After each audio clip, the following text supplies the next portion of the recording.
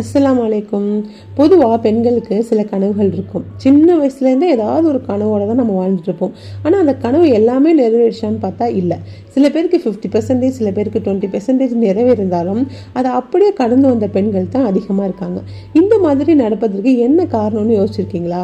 நம்மளோட கனவுகளை சரியாக திட்டமிடாமல் இருக்கிறதுனாலயா, இல்லை அதுக்கான முயற்சி எடுக்காமல் இருக்கிறதுனாலயா, இல்லைனா நம்மளோட சமூகத்திற்காக அதை மறந்து கடந்து வந்துட்டோமா?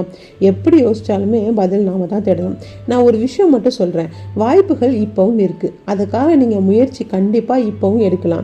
நம் கனவுகளை கொஞ்சமாவது அச்சீவ் பண்றதுக்கு யோசிப்போம்.